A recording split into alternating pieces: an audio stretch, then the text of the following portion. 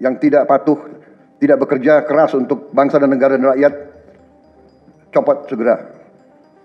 Suruh tinggal di rumah aja, daripada bikin susah kita. Presiden Prabowo Subianto menekankan pentingnya persatuan dan efisiensi dalam pengelolaan anggaran negara.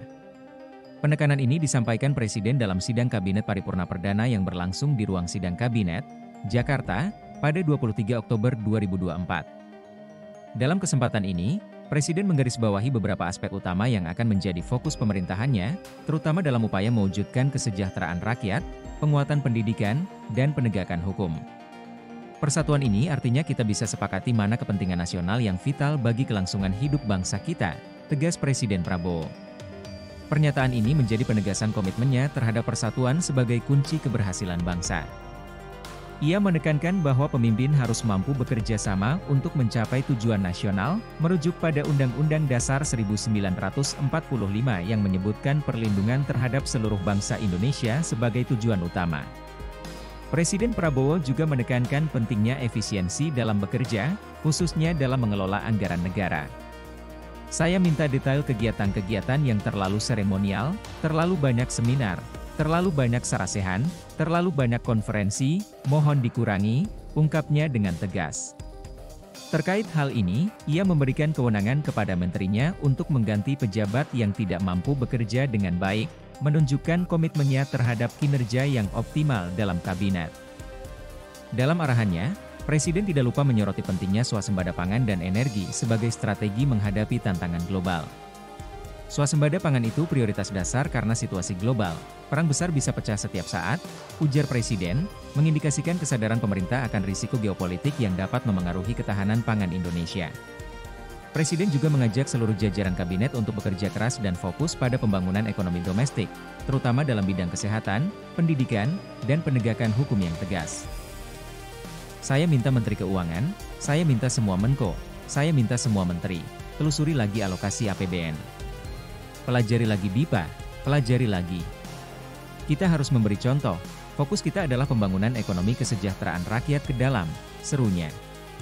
Lebih lanjut, Presiden juga menggarisbawahi urgensi swasembada pangan dan energi di tengah ketidakpastian global.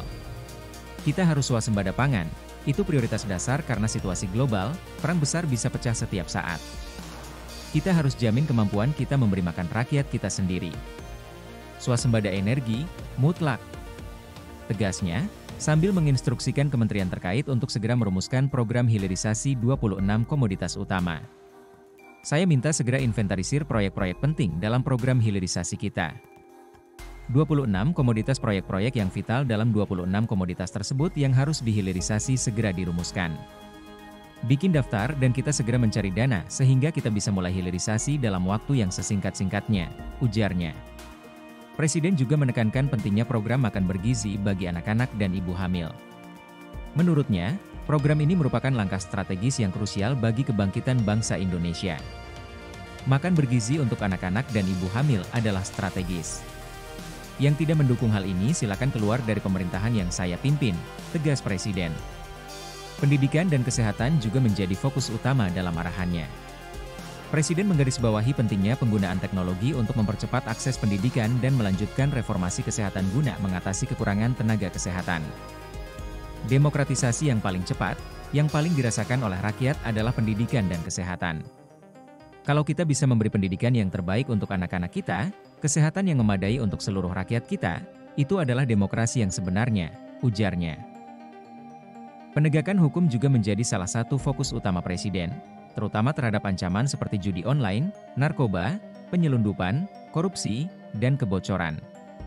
Ia meminta aparat hukum dan intelijen untuk fokus pada pengawasan dan penindakan tegas guna menjaga stabilitas nasional.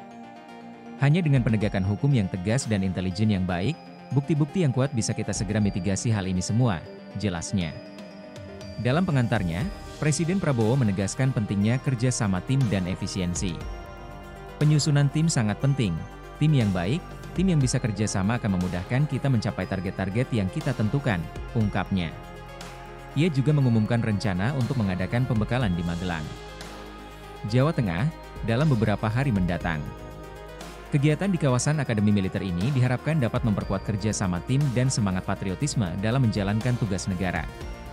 Dalam sidang tersebut, Presiden juga menjelaskan struktur kabinet yang terdiri dari 48 menteri dan beberapa badan strategis, yang lebih banyak dibandingkan pemerintahan sebelumnya. Meskipun jumlah ini terbilang besar, Presiden meyakini bahwa hal ini diperlukan untuk mengelola negara dengan wilayah sebesar Eropa Barat dan jumlah penduduk terbanyak keempat di dunia. Ini tidak masalah, yang penting kita bekerja dengan efisien, yang penting kita tidak bekerja dengan seenaknya, tegasnya. Presiden Prabowo kembali menyoroti pentingnya efisiensi dalam penggunaan anggaran negara. Ia meminta seluruh menteri untuk meninjau kembali alokasi APBN dan mengurangi kegiatan yang bersifat seremonial atau perjalanan luar negeri yang tidak esensial. Fokus kita adalah pembangunan ekonomi kesejahteraan rakyat ke dalam. Jangan mengada-ada, studi banding, belajar pramuka ke negara lain, saya minta efisien, ucap Presiden. Lebih jauh, Presiden menjelaskan alasan memperkuat peran Kepala Staf Kepresidenan serta membentuk dua badan baru, yakni Badan Pengendalian Pembangunan dan Investigasi Khusus serta Badan Percepatan Pengentasan Kemiskinan. Badan-badan ini akan berperan dalam memonitor pelaksanaan proyek pemerintah dan memastikan program-program perlindungan sosial berjalan efektif. Bukan saya ingin mencampuri pekerjaannya kementerian-kementerian, tidak. Tapi saya ingin membantu di mana ada bottleneck, di mana ada kesulitan, segera kita atasi, tegasnya. Presiden pun menegaskan pentingnya reformasi birokrasi untuk memberikan pelayanan terbaik kepada rakyat. Ia meminta para menteri tidak ragu untuk mengganti pejabat yang tidak patuh atau tidak bekerja dengan baik.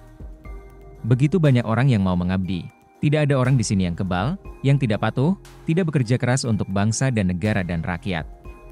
Saudara, saya beri wewenang copot segera, tutup Presiden Prabowo.